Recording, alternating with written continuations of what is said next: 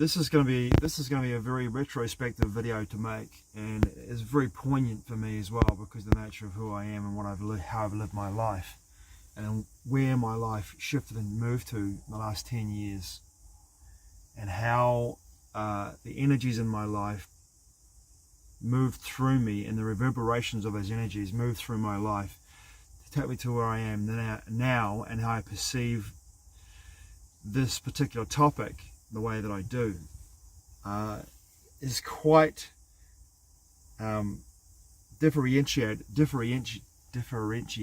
from how I began my journey with this particular topic and this particular action.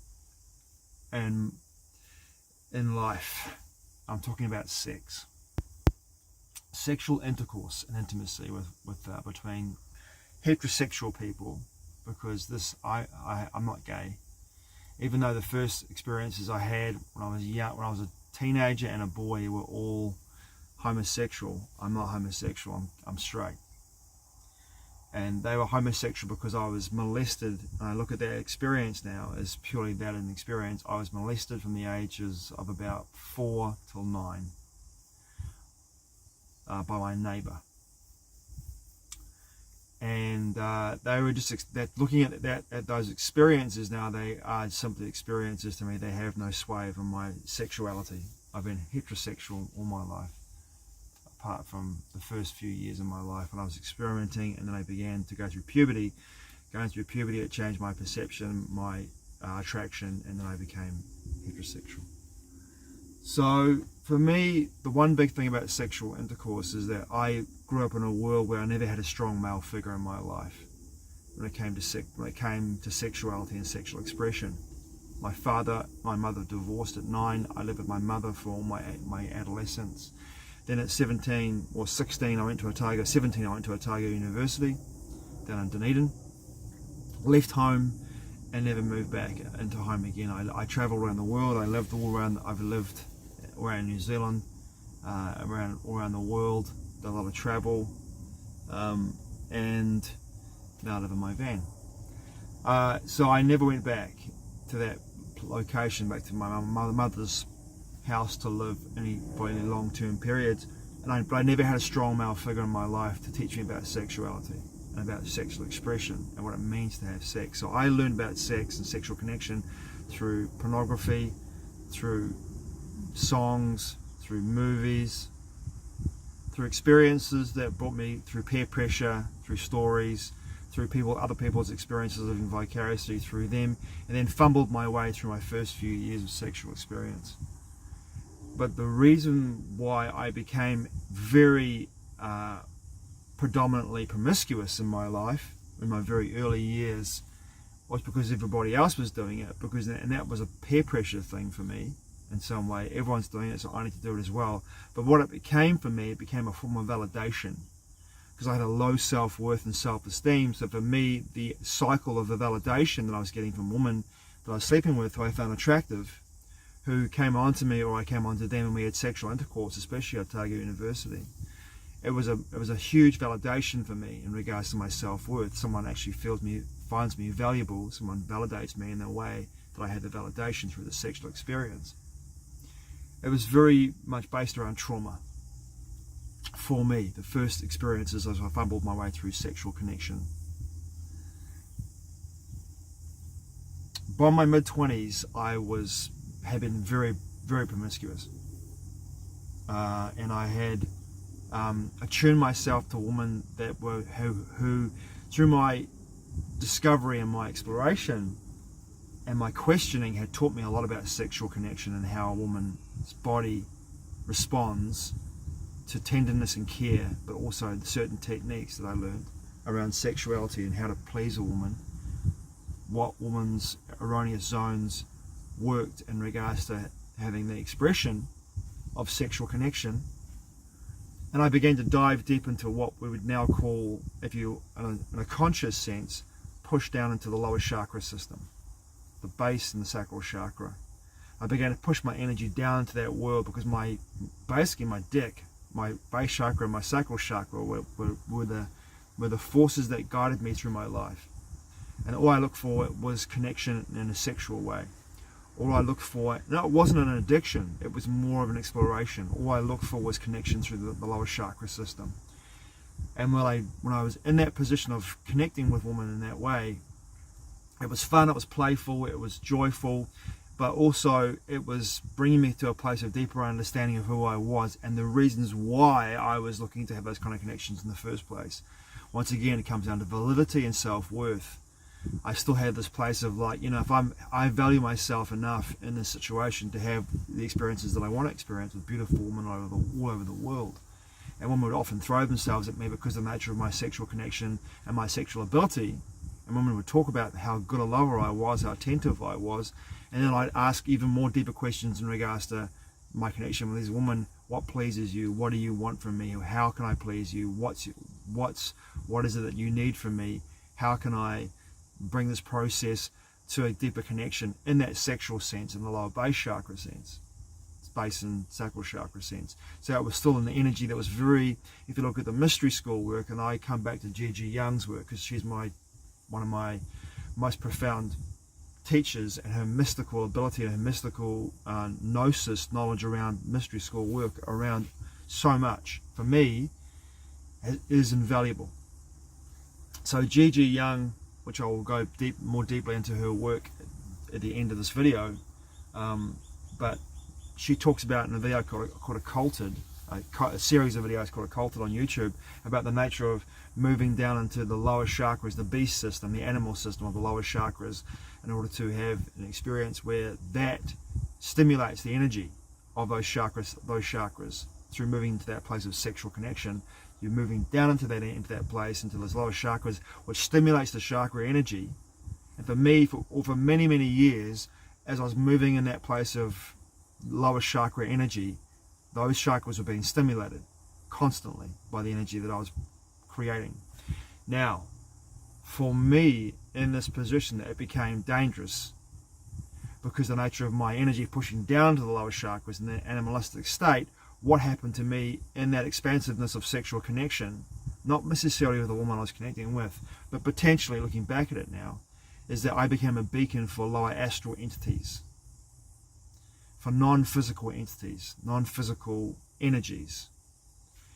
And it awoke in me a process, a contract that I'd signed in my last incarnation, if you believe in the linear sense, but for me it was in a coexisting sense. A contract that I'd signed in my last incarnation with an astral overlord when I was about 19, 20, 21. And when in that contract, in that lifetime I was a Buddhist monk and I had no sexual connection. I'd abstained from it. But when I was going through the meditation process and moving through the levels of existence through my meditations, I went through the lower astral. Moving through the lower astral, I met an overlord. And in that astral overlord, in that movement through the astral level, the lower astral, this overlord promised me incredible sexual dreams without me having to go through the physical experience of having sex and breaking my vow of chastity in the lifetime.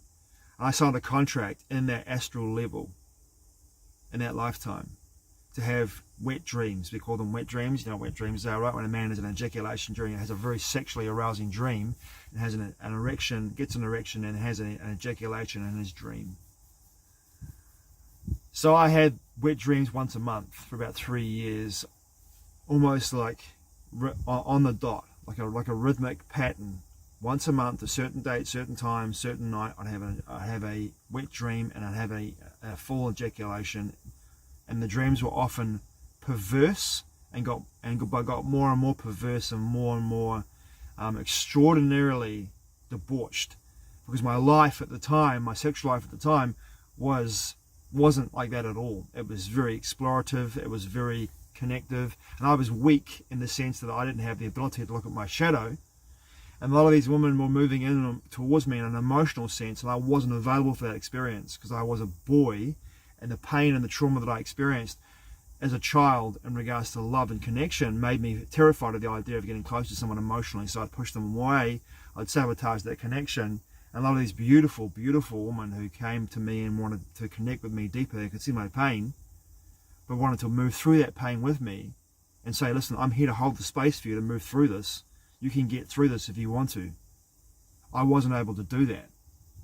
That's the power of a woman and her sexuality when she rises up into her heart, from her womb into her heart, and she can see what a man in a heterosexual relationship, if he's in a place, if she's consciously aware of his pain and his trauma around sexuality and his fear, she can move into her heart space, and in that heart space she can offer this safe container for him to grow and to face his fears and feel like for me, my abandonment issues, my fear of intimacy and love caused me to create some incredible suffering to my lovers, my partners, because I was I was addicted to the moment and the sexual connection and the validity of that, of being a great lover, and that's what I wanted, because I couldn't go any further in regards to the emotional connection and couldn't go into a place of deeper connection to heal. I was terrified of the whole idea of getting close to somebody in regards to a woman in relationship to a woman in a deeper heartfelt sense. I couldn't come into my heart because my energy was still in my base chakra, my base chakras. So back to these dreams I was having, like almost every month, rhythmically having these dreams. Boom, boom, boom, boom, like a schedule. And then one night I woke up to feeling something on top of me, riding me, the weight of a man or a woman or something invisible to me, riding my body and my erection. And I felt this thing get off my erection as I began to, this the point of ejaculation, I felt this thing get off me. I watched the footsteps on my bed. This thing walked off my bed. I could feel the weight of footsteps of whatever it was walking off my bed and jumping onto the floor. I could hear the noise of whatever this thing was as it jumped onto the floor in my bedroom in a darkened room. And it scared the living shit out of me, as you can imagine. And this was a succubus. This was a succubus.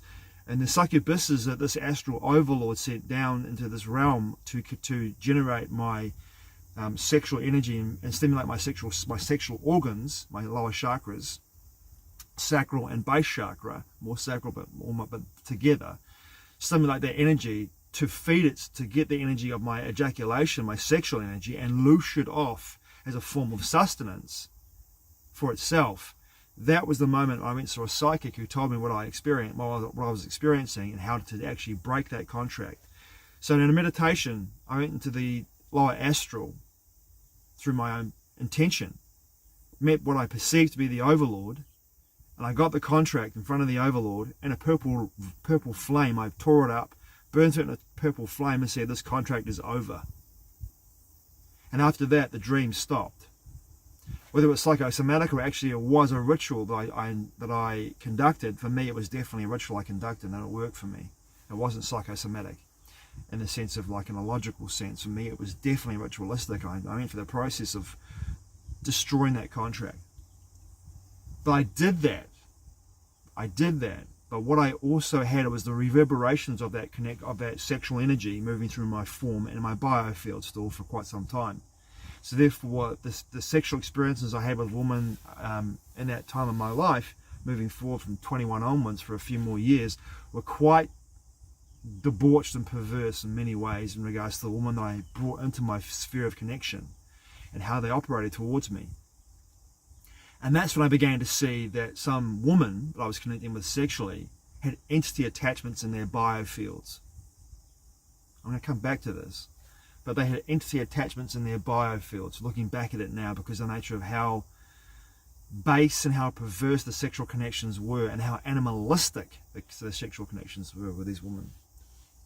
Now, when I was fortunate enough at 25 to be in Australia in Byron Bay region, and the end of 1997, and I had an experience up in the Wollumban crater, inland of Byron, near Milliwumba, where I met a woman, my friend Ram Adamides, who I work with on The Thin Red Line, the movie The Thin Red Line, his mother, I can't remember her name. Her last name was Adamides, and she was a psychologist. And she pulled me aside the morning after my lover at the time, Kirsten, and I had sex, and we were staying at her house, and this is a story I've told before, but she pulled me aside downstairs in this beautiful portico with grapes hanging over the portico and a Balinese style garden at the back of the property, looking out towards Mount Warning, or Lumbin, the volcanic spire in the middle of the volcanic crater. And she pulled me aside and she said to me, "Do you know what you're doing?" And of course, at 25, you think you're full of ego and gusto. Of course I know what I'm doing when it comes to sex, right? And that's what the conversation led to. And then she told me at 25, and this is perhaps the most foundational experience in regards to my sexuality and where I am right now. And she told me that a woman's womb is like an inner sanctum of a temple, and it's a manifestation chamber. It's the ability to let a body grow to full terminus, and then be able to birth a child. Right? It's a sacred space. It's a sacred temple, and it's a temple. The womb space is where her power is. And if a man enters that womb space without reverence, love, devotion, adoration, respect, it's a violation of that temple space. And it shocked me to my very core to hear this. And I got it right away intellectually. I did my best to embody it over the next few days, much to Kirsten's horror, because I was battling with this idea that I truly loved her. Can I love her? Do I love her? And as I did that, and I slowed down, I began to watch Kirsten and witness her, and just simply be in awe of how beautiful she was. Then my heart began to blossom and open. And that was kind of scary for me at that time in my life, even though I really wanted to have that experience of really opening up my heart to a woman. And because they were all doing it to me and for me, right? And I was like, whoa, it's too much, can't handle this. So I would self-sabotage these relationships, because I was full of fear, terrified of abandonment. And these women most of them were saying to me, the women that I was connecting with at this time, and there were a lot of them, a lot of the ones that were more connective in a longer term, were saying to me, "I'm here. I'm going nowhere. I see your pain, and I'm opening up my heart and saying the space is here for us to grow together." But I couldn't do it. So I wasn't embodying what I just learned. So for many years after that, about 10 years after that, 25 to 35, 36, I was still being a player, a total player. And in that player sense, I began to come to a place with my connections in a sexual sense. I began to come to a place where it was the attentiveness that was the big thing for me, the devotion, the energy in regards to sexual connection. I prided myself in an egotistical sense, but also in the devotional sense, in the ritualistic process of expression of sexual connection to a woman, in my attentiveness. I began to move and this is what happened. The energy began, as I was pushing down to my lower chakras, the energy began to rise up. And this is probably the momentum that rose up with the energies of the entire cosmos and the solar system as we move through cycles, looking back at this now, and this is where I'll come to at the end of this video. And I began to push, the energy began to rise up into my stomach, into my solar plexus chakra, and began to push up out of my lower chakras. So my will was to no longer just have sex. It was about a sense of devotional admiration and attentiveness that went well beyond a physical act. It was like me conducting a ritual of pure adoration for the beauty and the choices that women were making. I had a playfulness in my life still. I was still very playful in how I would connect with women, and the confidence was always there for me in regards to connecting with women, and which brought me incredible sexual connection. And through that process as well of being confident and playful, I had many women come into my life that came in momentarily in what we call one night stands, that would set both our chakras ablaze because of the connection that we were making energetically, would come together, entwine in our connection, and then blast off and then rocket off on our own personal growth paths, because of the nature of where I was at with that energy, and bringing these women into my life like an attractor into my life, that me coming into their life in for the same experience was like a massive entwining of energies that set us off energetically on a path towards deeper personal growth, and also deeper understanding of who we were in our dance in regards to existence. That happened to me a lot in my late 20s and early 30s all over the world. Beautiful, incredible one night stand connections that were so loving, so deeply connective, so deeply attentive and loving. And I do feel now, looking back at that, is that this was the end of a chapter in regards to two souls connecting with each other again, two spirits connecting with each other again, that had that dance through so many lifetimes. And as we're coming to the end of a cycle, it was like we come together for one more dance within the cycle, and we break off, and then maybe come out together again in another cycle, that being the Dwapara cycle, if you look at the Vedic Yuga cycles. Maybe at some point in the Dwapara cycle, me and these beautiful souls, my soul and their soul, will entwine again in a very different dance. So I felt that. And then I moved through, I still had this inability to connect, and the inability to deal with my fear around connection, around sexual connection, around deeper emotional connection. And the energy was still pushing up into my higher chakras. Now, in 2017, from 2001, 2002 to about 2017, I still played the fool. I call it the fool, but I was playing the game. I was a total player, sleeping with a lot of women, having many relationships through that time, seeing my own shortcomings in regards to connection and relationship, seeing my abandonment issues, and be fully aware of this situation too, being fully aware of my issues around abandonment, my fear around connection, and full awareness. And I knew I couldn't have the dance of getting close to someone. I could dip my toes in, I couldn't dive all the way in, because the fear was such a big part of my life. So the sexual connection was there, and the commitment was there in a monogamous sense. I've had many polyamorous relationships, many open relationships in my life, a lot of them. And I've been, in some ways, due to the nature of those connections, able to experience and go through my own problems, issues with jealousy, and work through those issues, work through issues of monogamy, with the whole idea of monogamy, and going like, well, we're not meant to be monogamous beings. My perception around that now that isn't the case at all. In fact, it's the opposite. For me, I now feel as though we are meant to be monogamous. Back then in the day when I was polyamorous and open relationships, I felt like if my partner wanted to experience other connections with other men or women, that was entirely up to her and her choice. If she wanted to do that, she could do it. I was totally comfortable with that, because I wanted to be with her and have the experience I was having with this individual, and feel how it felt to work through my own issues with jealousy, but also because I love these women that I was with in that way, and in open polyamorous relationships as well. But it felt like there was enough space in that relationship for me not to get too close and then self-sabotage it, because if I got too close in that connection, I would have definitely sabotaged it. I didn't have to, because they were doing their thing and I was doing mine. So 2017, I've been dating a girl for 2 years, and I had a feeling. She lived in Nelson, I lived in Wellington, and we had a little break between in that 2 year period. I slept with a couple other women, and I was like, I was at a point at that time, my energy had moved almost out of my lower chakras to the point it was pushing into my heart vortex, at the very edge of my heart vortex, and I could totally feel as though these very casual connections were just disgusting me. I wasn't even fucking remotely interested, but I went through the process of actually and the routine and the machinations of the experience, and went through the process and been like, this is not for me. What am I even doing here? This is not where I'm at, or what I want to experience. What am I doing? But I went through the process to know that, right? To get the gnosis, the knowledge.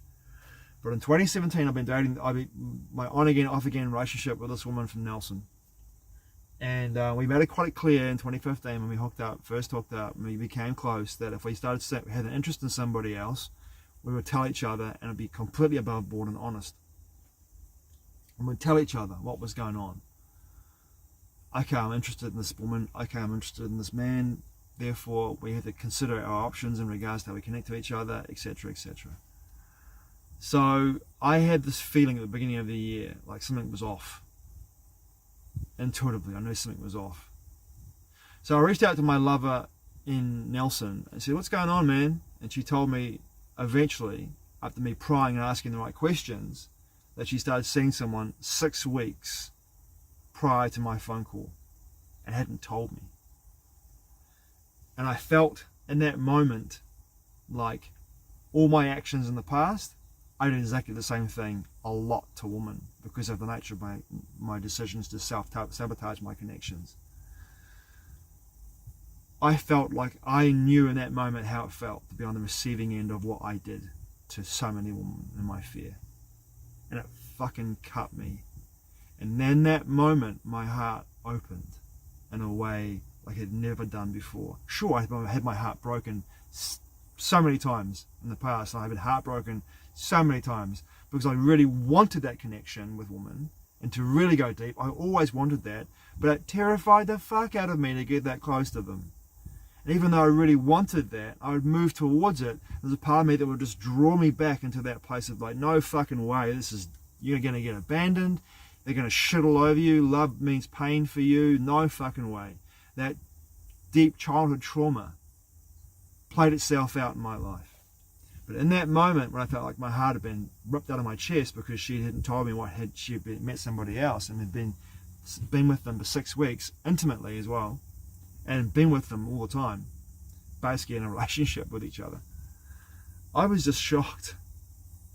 And in that year, I was like, that's it, I'm taking a vow of chastity. I'm not having sex with anyone. I've got to fucking deal with how I feel. I've got to deal with how I feel. I've got to deal with all this childhood trauma. I've got to deal with all the reasons why I was so promiscuous over all those years. And I've got to deal with the reasons why I've got low self-esteem and low self-worth. What's really going on here? What's really happening here? What am I hiding from myself? What isn't working for me anymore?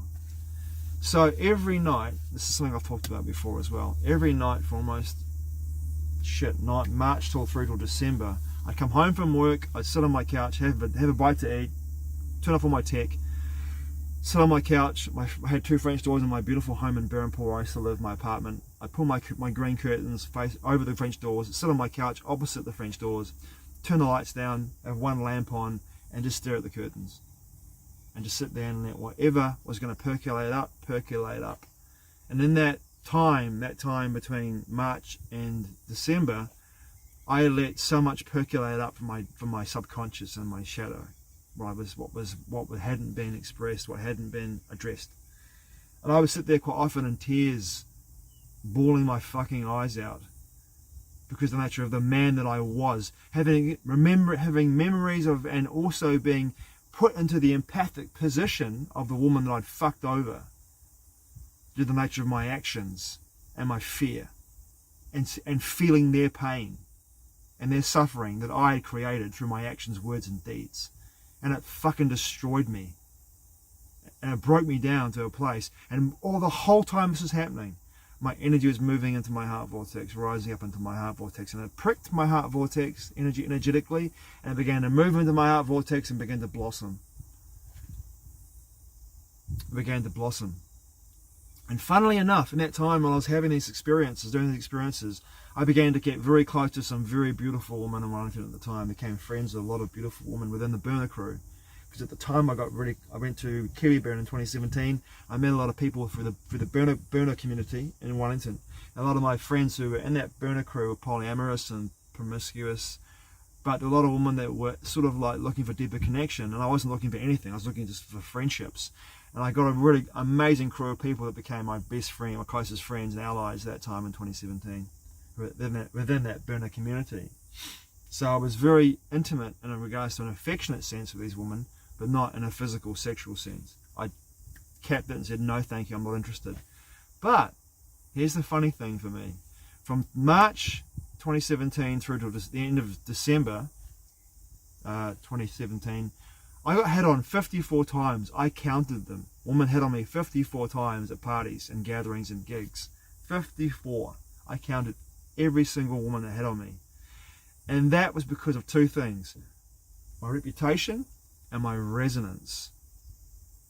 So many years being the player, so many years being that guy, so many years being the Casanova, the lover, having that sexual energy percolating through my biofield. I know now, looking back at it, that was exuding out into the field around me, and a lot of women would come up to me at parties who'd seen me at other parties and knew what I was like as a lover, or were just attracted to me and say, look, I want your number, I want to go out with you, I want to hang out with you. You know, I really love to fuck you.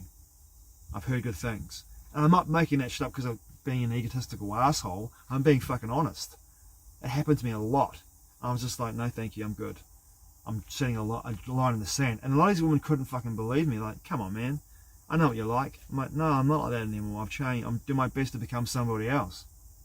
And when I'm looking back at that moment now, that time now, energetically, what I'm seeing is that energy, that in 2017 for me, was the beginning of the end of the ascending Kali Yuga cycle. And as Gigi Young says in her videos, and especially in their cult of the video, I think their cult of the video is fans only a form of sex magic. In that video, she talks about the nature of the energy rising up into the heart vortex, how the energy of this time as we enter into a solar cycle, which is the ascension cycle, right, in the Vedic sciences, into the ekpyrosis, the transmutation of energy into Dwapara cycle, but the ascending Dwapara cycle. As that energy was moving, me being in coherence with the energy of the cycle, it was only natural for the energy to move from my lower chakras into my heart chakra. And therefore me to get to a place where I was like, hey man, time to deal with your fucking bullshit and your shadow, and let's get on with it, right? So I began to move into my heart vortex and ride this wave up into my heart. So at the end of 2017, 2018, 2019, I was with someone for 2 years. A woman called Inga. We were together a Dutch woman called Inga for 2 years. And in that 2-year period, her and I had a trauma bonding, and most of my relationships have been trauma bonds, let's be honest. So in that connection, we had opportunity to work through our stuff, work through our traumas. And we had couples counselling in 2019 because I really wanted to go down that road and get the perspective on my connection and do the work. I really wanted to do the work in regards to dealing with my abandonment issues, my fear of intimacy, and the reason why my childhood traumas had been such a big impact in my life, right? But as I began to do this work with a couples counsellor, May Sahar in Wellington, and with Inga as well, and eventually Inga and I parted ways because of various reasons. I'm not going to get into right now, it's not important. But what happened for me was that I began to move fully into my heart chakra through this process of healing. And by coming into that place of my heart chakra, I began to realize how much the energy had shifted for me. And how I began to evaluate connection, and how I began to look at connection in regards to connection with women. And I realized in that space and in that energy that I'd come to a place where I was looking at women in a very different way. The spell that had been cast over me for so long was broken. I began to look at women and see them in this very incredibly powerful sense of like what they offer when they choose to be intimate with a man, and they make a choice to be with a man in that way and in companionship, right? And I saw that and went, oh my God, the power of woman is much more than the inner sanctum of the temple. And this is where I was drawn to read certain books, the David Data books, for example. I read all David Data's books. Blew me away, literally blew me away, and gave me the insights that I had in regards to my journey moving into my heart vortex around the nature of a woman's heart portal, and how she can let a man into her heart, into her portal of her heart, and take a man wherever he wants to go to in regards to a heterosexual connection, right? Anywhere in the multiverse, she can take him there through the portal of her heart. And in that portal of her heart, it's the most sacred place on the earth that a man can ever enter into, in any sense, right? In any sense. And for me, that rings true. And then I was pulled to look at a video of Jocelyn Deer, D-A-H-E-R, who I haven't seen much at all on YouTube these days, but she talked about the nature of connection in regards to sexual connection, having 3 months of dating someone without actual full penetration to see all the red flags psychologically if you're looking to be in a deeper connection with someone in regards to a relationship. And that pulled me back again into a place of more respect and attentiveness and slowing things down to a point where I realized that the choices I was making in regards to intimate connection for me revolved around the gnosis, the knowledge that I was making that choice, and that was it. There was no other woman. I made my choice. So I was coming to a place of solidarity in my heart. It was like, this is the most powerful choice I can make in my life when it comes to intimacy. To say yes to one woman. To say yes and deep dive and go like, right, if she lets me in and she says, I'm there for you, I'm here for you, let's go for this. It's like, fuck. She means it. And that to me is the greatest gift a man can ever have in a heterosexual relationship from a woman, when she says that to me. You know, I would, and looking at my life now, where I am now in 2026, if I met someone who I was totally into, 110%, and wanted to have a deeper connection with, and that in regards to an intimate companionship, relationship, and relating in a sexual sense, the woman that I would want to be with in that way would be a woman that stands in front of me, really close to me, really intimately close to me, and looks at me, puts her hand over my heart and says, and points down to her womb and says, this is a temple space and a sanctum space. I've chosen you. I've chosen to be with you. You are my choice. You are my man. And I want to have this journey with you in regards to intimate connection. But until I feel your reverence, your devotion, your respect, your love and care for me, this sacred space, you will have to wait until I feel that from you, for me to allow you to enter into that space. That's true conviction, and it's a woman that I would fucking die for. It's a woman that I would want to have children with. It's a woman that I would give my life for in a heartbeat. In a fucking heartbeat. In a heartbeat. Because that's, to me, that's where the power lies. In the choice. Right? In the choice. So I've come to this place full circle of being now so much in my heart that I look upon sexual connection in regards to the world that I left behind as being a journey to get to where I am today, right? And now I know in my heart, because that's where I'm operating from, is that the choices I make in regards to connection with a woman in that way, it's a slow dance for me. It's a slow dance, but the choice is made. When I make a choice to be with a woman intimately, I've made that fucking choice. That's it. No questions asked. I've chosen her. That's it. That's it. So what I'm seeing around me, and this is, for me, it's been isolating, and I was talking about this with a couple of friends this week. What I'm seeing around me is what Gigi Young talks about in her occulted video. What I'm seeing around me, and I'm seeing in Auckland, especially in Auckland, is this energy that's pushing down towards the lower chakras, and it's more animalistic and beast-like. And I feel as though there's some people in the Auckland region who are enabling this energy to move down towards the beast system, towards transhumanism, towards a lunar age, as Gigi Young calls it, towards the past where the energy was for that experience, right?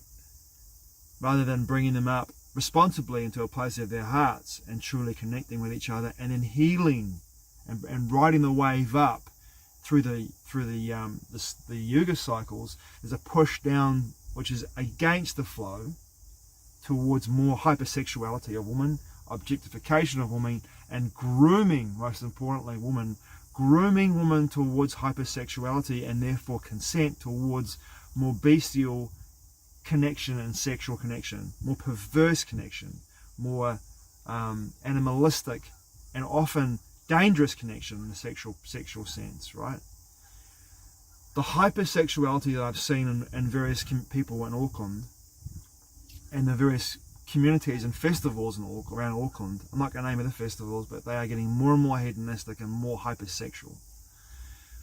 Look, each to their own, okay? Each to their own. I'm not fucking judging. Look, I've been there a long time ago when the energy was there for that experience, as Gigi Young says, right?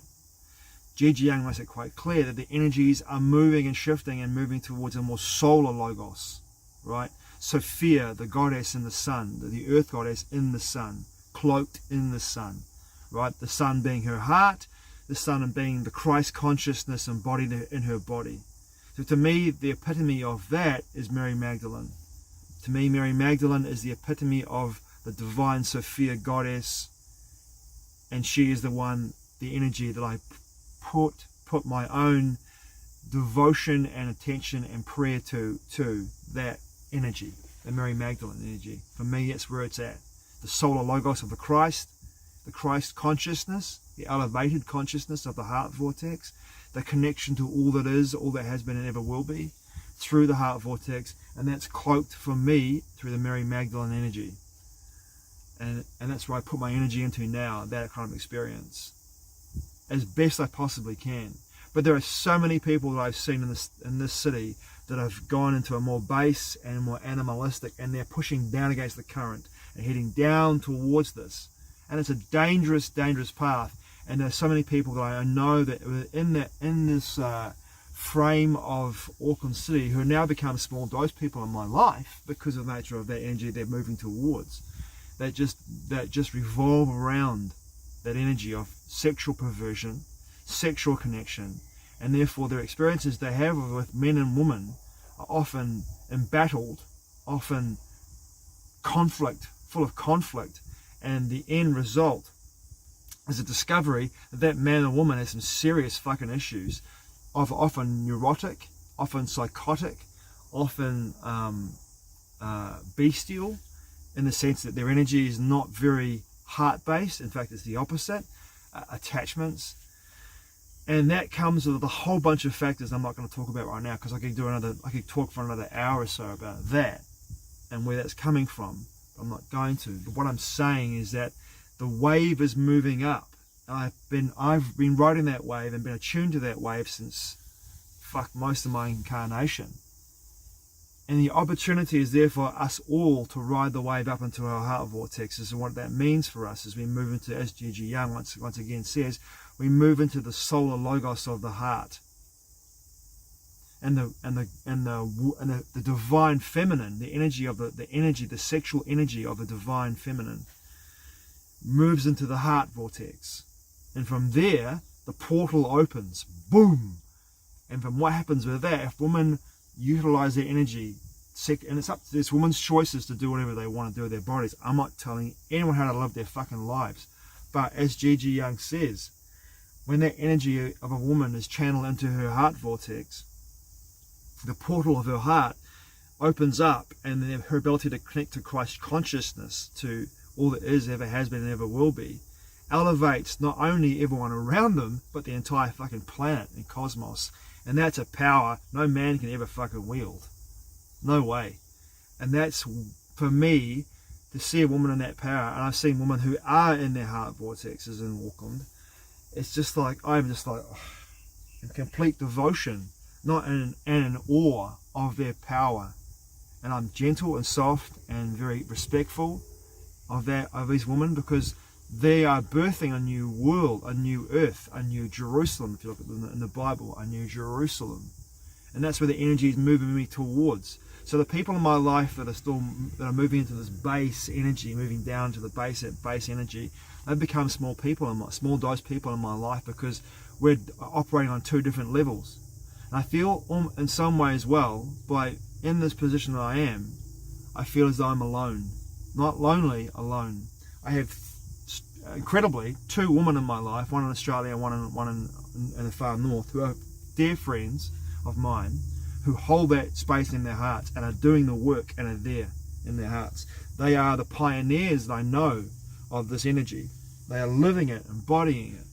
And it's remarkable to talk to these women, because when you talk to them and they tell you what they're going through, what they're experiencing, how they move through life, it inspires me as a man to follow in their wake, because they are the tip of the arrow.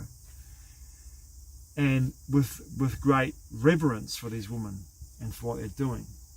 But there is a danger. I see a danger in this. As the path begins to, as Gigi Young once again says, as the path begins to divert, one becomes more transhumanist and a more lunar, a past energy, bringing and drawing woman back into a place of bestial, animalistic sexual connection in the lower chakras. The others rising up and flying with the wave towards a new cycle, a new age, a new temperament, a new experience, but old at the same time, but a new cycle moving up through this. And those women are the women that I want to be around in my life, and the woman that I want to connect with in the way that I know, by moving into this place of connection with this woman in this way, and by having this connection with this woman, it brings me to a place of realization that I am riding this wave. And it's been happening to me for my entire life. I rode the wave into my lower chakras, and then felt the energy pushing up through my lower chakras like a geyser, pushing up, and pushing me up. And that road, as I went down, the energy was there for me to do that. At the time, of course, was there for me to push down to that energy. But then it began, as the energy began to rise up into these ages, these cycles, and the changing of cycles, the energy pushed me up into my higher chakras, and that's where I sit today, in my higher chakras. But there is a fucking danger. I see it all around me. People who are enabling this energy to come forward, enabling this energy to be utilized, and I can tell you from my experience, it doesn't end well. Astral attachments, lower astral attachments, non-physical attachments, addictions, sexual perversion, and possession. All of those are potentials for people who push down against the flow, in my experience, against the flow of energy towards an age long gone, and they don't rise up and let the energy move them into their hearts.